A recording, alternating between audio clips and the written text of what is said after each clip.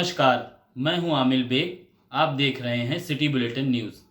पेश हैं आज के प्रमुख समाचार। नगर कोतवाली की पुलिस ने मुठभेड़ में अंतर जनपदीय 4 पहिया वाहन चोरों को सरगना समेत गिरफ्तार किया है। उनके पास से चोरी की 2 कार, 1 बोलेरो, 1 पिकअप बरामद की गई है।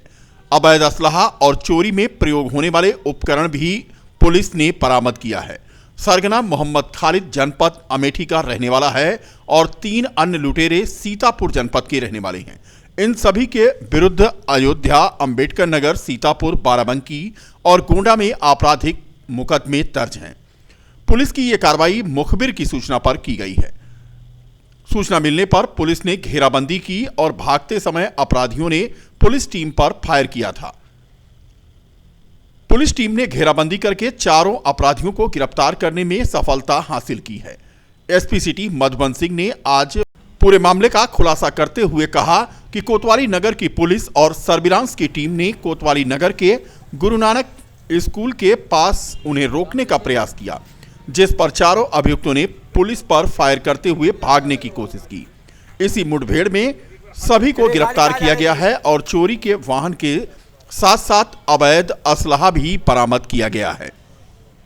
प्रकरण थाना कोतवाली नगर का है। यहाँ नए साल की शुरुआत में थाना कोतवाली अयोध्या क्षेत्र में कोतवाली नगर क्षेत्र में वाहन चोरी हुए थे। 2 वाहन चोरी हुए थे, एक ऑल्टो कार और एक और वाहन। इस संबंध में मुकदमा पंजीकृत किए गए थे। वरिष्ठ पुलिस अधीक्षक द्वारा इस घटनाओं को वर्कआउट करने के लिए कोतवाली नगर और सर्विलांस टीम को लगाया गया था।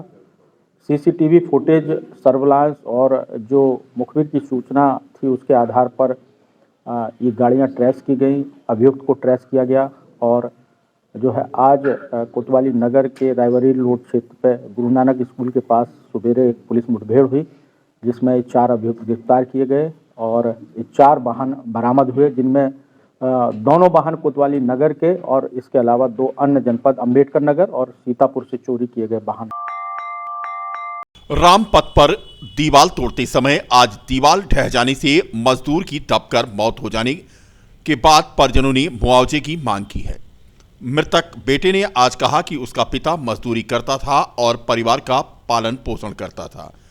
कोतवाली नगर के साहबगंज के राम जानकी मंदिर के बाहर आज ये हादसा हो गया।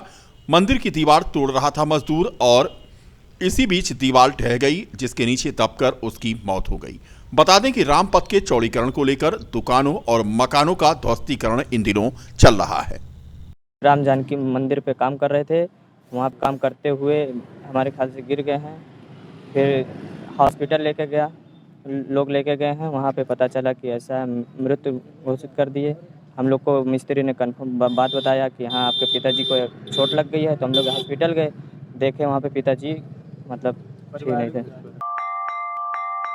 गोरखपुर फैजाबाद खंड स्नातक निर्वाचन क्षेत्र के भारतीय जनता पार्टी के प्रत्याशी देवेंद्र प्रताप सिंह आज अयोध्या पहुंचे और उन्हें एक कार्यक्रम में उत्तर प्रदेश प्राथमिक शिक्षक संघ ने समर्थन दिया। भाजपा प्रत्याशी देवेंद्र सिंह ने आज कहा कि पार्टी का उद्देश्य जीत का ऐसा रिकॉर्ड बनाया जाए जो न कभी भूतो न कभी भविष्यते हो। कोई भी प्रत्याशी इतने अंतर को पाट न सके। हम सभी एक परिवार की तरह टीम की भावना से लगे हुए हैं। विश्वास है कि गोरखपुर फैजाबाद खंड स्नातक निर्वाचन क्षेत्र का मतदाता नए इतिहास को रचने जा रहा है। पुरानी पेंशन बहाली के मुद्दे पर देवेंद्र प्रताप सिंह ने कहा कि पुरानी पेंशन एक मानवीय पहलू है। पेंशन मिलना गरिमापूर्ण जीवन के अधिकार की गारंटी है। भारत के संविधान में देश के हर नागरिक को गरिमापूर्ण जीवन जीने का अधिकार की सुरक्षा दी गई है और यही पेंशन उसकी गारंटी है। लगातार सरकार से संवाद चल रहा है, सदन में भी आवाज उठाई जा रही है, सड़क पर भी संघर्ष हो रहा है। इस समस्या का समाधान होना चाहिए। 30 जनवरी को स्नातक निर्वाचन क्षेत्र का मतदान होना है, जिसके मद्देनजर आज भाजपा प्रत्याशी अयोध्या पहुंचे थे, जहां पर उन्हें प्राथमिक शिक्षक संघ ने अपना समर्थन दिया है। भारतीय जनता पार्टी का मैं घोषित प्रत्याशी हूं। पार्टी और हमारा उद्देश्य है कि जीत का ऐसा रिकॉर्ड कायम किया जाए कि न भूतो न भविष्यति कोई भी व्यक्ति इतने अंतर को पाट न सके। हम सभी लोग एक परिवार की तरह टीम भावना से लगे हुए हैं। मैं विश्वास पूर्वक कह सकता हूं कि गोरखपुर फैजाबाद खंड स्नातक निर्वाचन क्षेत्र का मतदाता नए इतिहास को रचने जा रहा है। पुरानी पेंशन एक मानवीय पहलू है और मैं ये समझता हूँ कि पेंशन मिलना गरिमापूर्ण जीवन जीने के अधिकार की गारंटी है। भारत के संविधान में देश के हर नागरिक को गरिमापूर्ण जीवन जीने के अधिकार की सुरक्षा दी गई है और ये पेंशन उसी की गारंटी है। हम सभी लोग ये चाहते हैं, लगातार सरकार से संवाद कर रहे हैं, सदन में उठाते हैं, सड़क पर संघर्ष करते हैं कि इस समस्या का समाधान होना चाहिए। सड़क सुरक्षा माह चल रहा है। दिव्यांगजनों के लिए ड्राइविंग लाइसेंस एवं अन्य प्राविधानों के संबंध में आज परिवहन विभाग ने जागरूकता अभियान चलाया। संभागीय परिवहन अधिकारी, प्रशासन व प्रवर्तन के द्वारा लोगों को आज जागरूक किया गया। दिव्यांग अक्रम और राहुल के साथ लगभग 12 दिव्यांगों ने गांधी पार्क में मौजूद रह करके लगभग 50 लोगों के साथ इस कार्यक्रम में हिस्सा लिया। दिव्यांगजनों के लिए ड्राइविंग लाइसेंस और वाहनों के पंजीकरण के संबंध में आज विस्तार से जानकारी सहायक संभागीय परिवहन आरपी सिंह के द्वारा दी गई। संभागीय परिवहन अधिकारी प्रवर्तन ऋतु सिंह ने सभी दिव्यांग जनों को आज सड़क सुरक्षा के नियमों का पालन करने और स्वयं के हित में यातायात नियमों का पालन करने के लिए प्रेरित किया। उन्होंने कहा कि सड़क सुरक्षा के नेक कार्य में लोग अपना योगदान दें। खासतौर पर दिव्यांगजनों के लिए सुगम यातायात हेतु परिवहन निगम की बसों में विशेष सुविधा दी गई है, जिसका दिव्यांगजन लाभ उठा सकते हैं। सड़क सुरक्षा माह आयोजित किया जा रहा है जो 5 जनवरी से 4 फरवरी तक चल रहा है। इसमें दिन में कार्यक्रम निर्धारित है कि कौन से दिन कौन सा कार्यक्रम होगा। उसी के अनुक्रम में आज दिव्यांगजनों को यहाँ आमंत्रित किया गया है। उनको सड़क सुरक्षा नियमों की जानकारी देने हेतु और उनकी गाड़ी का रजिस्ट्रेशन कैसे होगा और उनका ड्राइविंग लाइसेंस कैसे बनेगा, इसके बारे में बताने के लिए। तो विस्तार से दिव्यांगजनों के लाइसेंस के बारे में, उनकी गाड़ी के पंजीयन के बारे में, जो एडाप्टेड व्हीकल है उनका कैसे लाइसेंस बनता है, कैसे उनकी गाड़ी का पंजीयन होता है, उसके बारे में अवगत कराया गया। क्योंकि ये लोग गाड़ी लेके चल रहे हैं, वो एडाप्टेड व्हीकल भी है, तो इसलिए सड़क पर चलते समय नियमों की जानकारी होनी आवश्यक है।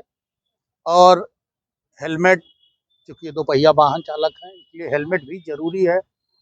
हेलमेट इनको आगाह भी किया गया, इनको बताया भी गया है कि हेलमेट लगा के चलें। अगर हेलमेट लेने में इनको कोई समस्या हो रही है तो हमसे संपर्क कर लेंगे। हम एजेंसी से या कहीं से भी व्यवस्था करके इनको हेलमेट उपलब्ध कराएंगे। आरक्षण बचाओ, रोजगार बचाओ, महंगाई हटाओ, भाजपा हटाओ की मांग को लेकर भारतीय कम्युनिस्ट पार्टी ने आज हेमू कालाणी पार्क में धरना प्रदर्शन किया। धरने की अध्यक्षता यशोदानंदन कृष्ण ने की और संचालन भाकपा के जिला सचिव अशोक कुमार तिवारी ने किया। धरने को संबोधित करते हुए वक्ताओं ने कहा कि भारत का संविधान जाति, धर्म, लिंग, भाषा के आधार पर किसी वर्ग में भेद नहीं करता, लेकिन भाजपा और आरएसएस की सरकार इन्हीं बिंदुओं के आधार पर समाज में एक दूसरे के बीच नफरत फैलाने की कोशिश में दिन रात जुटी रहती हैं।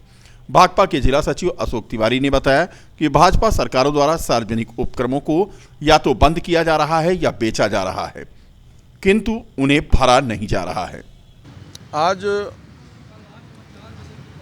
आरक्षण बचाओ, रोजगार बचाओ, महंगाई घटाओ और भाजपा हटाओ, इस नारे के साथ हम लोगों का आज यहाँ धरना था और महामहिम राष्ट्रपति को संबोधित ज्ञापन हम लोगों ने नगर मजिस्ट्रेट को सौंपा है और मांग की है कि भाजपा सरकार जो लगातार समाज में हिंदू मुसलमान, मतलब यूँ कहिए कि जात, धर्म, लिंग, भाषा के आधार पर जो जनता को आपस में लड़ाना चाहती है और लगातार उसके लिए प्रयास कर रही है।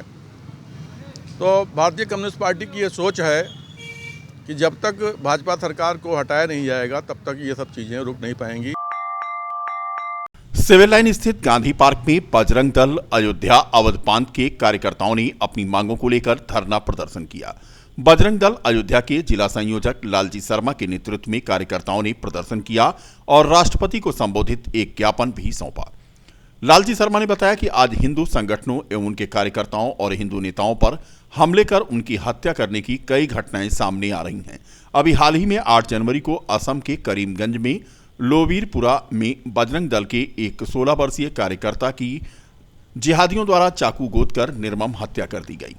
उन्होंने इस तरह की कई घटनाओं का जिक्र करते हुए कहा कि ये घटनाएं निंदनीय हैं। धरना प्रदर्शन में उदय भान, राम सजीवन, अरुण, विनीता, लल्लन प्रसाद, दिवाकर पांडे के अलावा सूरज शर्मा, राम तीरथ, संतराम, छविनाथ आदि मौजूद थे। असम में बजरंग दल के कार्यकर्ता की हत्या हुई है, हम तो उसको बलिदान कहेंगे। और जम्मू कश्मीर में भी हिंदुओं का कत्लेआम जो विधर्मियों द्वारा किया गया है, उसी के संबंध में हम लोग यहाँ महामहिम राष्ट्रपति जी को ज्ञापन देने के लिए उपस्थित हुए हैं। सब यहाँ पर विश्व हिंदू परिषद के कार्यकर्ता और बजरंग दल के कार्यकर्ता हैं। हम ये बजरंग दल विश्व हिंदू परिषद के सभी लोग कार्यकर्ता हैं और असम के करीमगंज में बजरंग दल के 16 वर्षीय कार्यकर्ता शंभू कैरी की जो मौजूदा विगत इस सप्ताह में हत्या हुई है और पिछले 2 वर्षों से निरंतर बजरंग दल के लगभग 9 कार्यकर्ताओं की हत्या पूरे देश में हो चुकी है और 35 से अधिक कार्यकर्ताओं पर जानलेवा हमले हुए हैं।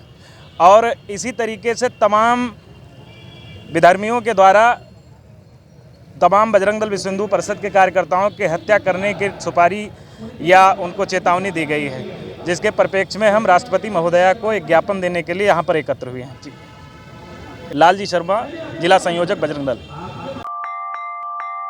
जैसे जैसे 26 जनवरी नजदीक आ रही है, पुलिस लाइन में परेड की तैयारियां जोरों पर हैं। आज पुलिस लाइन में परेड का रिहर्सल हुआ। इसमें एसपी सिटी मधुबन सिंह और सीओ सिटी शैलेंद्र सिंह ने परेड का रिहर्सल कराया। बता दें कि 26 जनवरी को पुलिस लाइन में आकर्षक परेड होगी, जो आकर्षण का केंद्र होती है। बता दें कि परेड को लेकर के तैयारियां चल रही हैं और इस बार की परेड को खास होना है क्योंकि तैयारियां इस कदर चल रही हैं कि लोगों में उत्साह है। खासतौर पर पुलिस कर्मियों में आज परेड को लेकर खासा उत्साह देखने को मिला। कुल मिलाकर के पुलिस लाइन की परेड का रिहर्सल आज हुआ और इस रिहर्सल को लेकर के अब 26 जनवरी की तैयारियां तेज हो चली हैं। सदर तहसील के तिकोनिया पार्क में पॉलिटिकल एक्टिविस्ट गुलशन तिवारी ने यूपीएससी समेत अन्य सभी प्रतियोगी परीक्षाओं में अभ्यर्थियों को कोरोना क्षतिपूर्ति प्रयास व आयु सीमा में छूट दिए जाने की मांग को लेकर जिला प्रशासन के माध्यम से प्रधानमंत्री को ज्ञापन प्रेषित किया। गुलशन तिवारी ने बताया कि छात्रों की मांग न्याय संगत होने के बावजूद उन्हें लंबे समय से इसको लेकर संघर्ष करना पड़ रहा है। इस दौरान रामानंद त्रिपाठी, आशीष पांडे, अभय मिश्रा, रामसुमन मिश्रा और ब्रजेश दुबे मौजूद रहे। देखिए, जो हमने आज ज्ञापन दिया है उसका विषय ये है कि पिछले 2 सालों से दिल्ली में, और दिल्ली ही नहीं बल्कि पूरे देश से यूपीएससी और तमाम प्रतियोगी परीक्षाएं जिसमें अभ्यर्थी जो है कोरोना काल की विसंगतियों के चलते परीक्षा देने से वंचित रह गए। वंचित रहने का कारण ये रहा, या तो आयु सीमा से बंध गए या फिर उनको अटेम्प्ट उनके ख़त्म हो गए। तो वो उस काल की विसंगतियों को देखते हुए सरकार को उनको एक बार के लिए एज रिलैक्सेशन और उनको अवसर देना चाहिए परीक्षा में बैठने का। सड़क सुरक्षा माह के तहत यातायात पुलिस भी सक्रिय है। टीएसआई अभिमन्यु शुक्ला ने आज यातायात पुलिस कर्मियों के साथ अग्रसेन चौराहे पर सघन चेकिंग अभियान चलाया। इस दौरान लगभग 120 वाहनों का यातायात पुलिस ने चालान कर दिया।